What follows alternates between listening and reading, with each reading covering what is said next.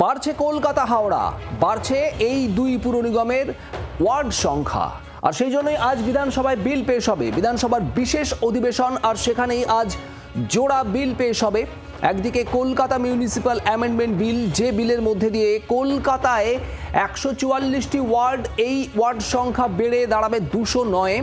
আবার অন্যদিকে পেশ হবে Howrah municipal corporation amendment bill, মানে হাওড়া পুর নিগমেও 50টি ওয়ার্ড থেকে ওয়ার্ড সংখ্যা বেড়ে হচ্ছে 68।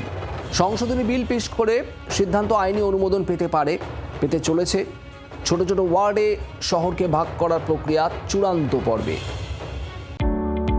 Hotel Management with AI.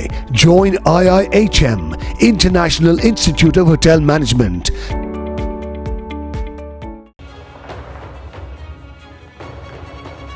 Shreyasi Gangopadhyay আমাদের প্রতিনিধি রয়েছেন সরাসরি। শ্রেয়সী, দুটো বিল হাওড়া এবং কলকাতা পুরসভায় ওয়ার্ড সংখ্যা বাড়ানো হবে, ঠিক কি জানা যাচ্ছে?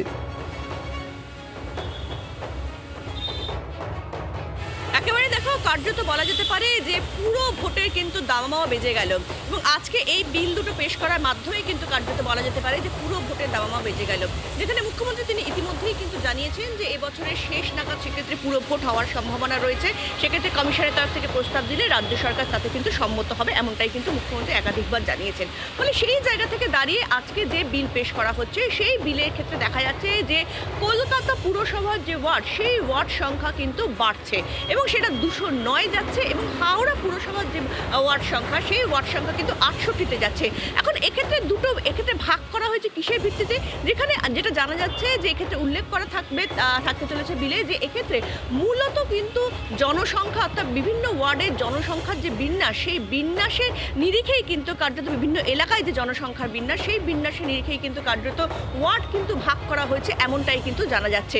এর পাশাপাশি কিন্তু এক্ষেত্রে নির্দিষ্টভাবে আগামী দিনে কিভাবে পরিকাঠামো তৈরি করা হবে, কিভাবে কি হবে, সেই বিষয়টার দিকেও কিন্তু এক্ষেত্রে একাধিকভাবে বিশেষভাবে জোর দেওয়া হবে, যাতে শুধু ওয়ার্ড বিন্যাস সেক্ষেত্রে চেঞ্জ করা নয়, যাতে পরিকাঠামো মানুষ পেতে পারে, সেই দিকেও বিশেষভাবে আগামী দিনে নজর দেওয়া হবে। যার পরিকাঠামো যাতে সেইভাবে তৈরি করা যায়, সেটার উপরেও কিন্তু কার্যত বলা যেতে পারে যে বারে বারে কিন্তু সেই বিষয়টার উপরেও কিন্তু কার্যত সেক্ষেত্রে নজর দেওয়া হবে। আগামী দিনে যাতে পরিকাঠামো শুধু ওয়ার্ড বিন্যাস করে না লাভ হবে না, ওয়ার্ড সংখ্যা বাড়ছে তাতেও লাভ হবে না, সেক্ষেত্রে যে পরিকাঠামো, সেই পরিকাঠামো যাতে দ্রুত তৈরি করা যায়, যাতে নাগরিক পরিষেবার নির্দিষ্ট যে নতুন ওয়ার্ডগুলো তৈরি হবে, সেই ওয়ার্ডের মানুষরা পায়, সেদিকেও কিন্তু কার্যত বিশেষ নজর দেওয়া হবে, এমনটাই কিন্তু জানা যাচ্ছে।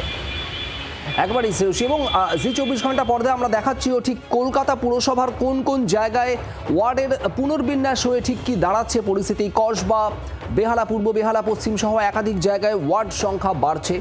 ওয়ার্ড সংখ্যা বাড়ানোর মূল কারণ উদ্দেশ্য হলো পরিষেবা বাড়ানো। পরিষেবার পরিমাণ বাড়াতে গেলে বিভিন্ন ওয়ার্ড, সেই ওয়ার্ডকে ভেঙে আরও ওয়ার্ডের সংখ্যা বাড়ানো হবে। এই পুনর্বিন্যাস ডিলিমিটেশনের পর ভোট ব্যাংকের রাজনীতিতে কি ইতি পড়বে, সেদিকেও নজর। শ্রেয়সী, ধন্যবাদ। বাংলার আওয়াজ, বাঙালির আবেগ, জি 24 ঘন্টা।